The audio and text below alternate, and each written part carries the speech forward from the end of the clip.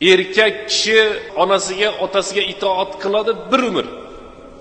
Erkak kishi ota-onaga yaxshilik qilishligi bir umr bo'ladi, birodarlar.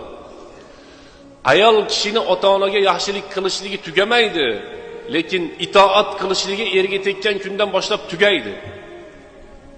Shariatimizda ayol turmushga chiqqanidan so'ng kimga itoat qiladi desa, erga itoat qiladi. Ayol kishi erga itoat qiladi. Ana bu narsani esdan chiqarmaylik, birodarlar.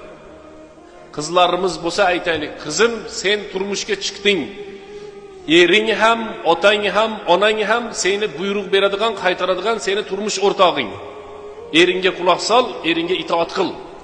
Ba'zi bir kelinlarni onalari, bizi tilda iynalari, qizim, mana u kuni bizni uyimizga kelasiz, mana u kuni ketasiz deyapti. Haqqi yo'q shariatda.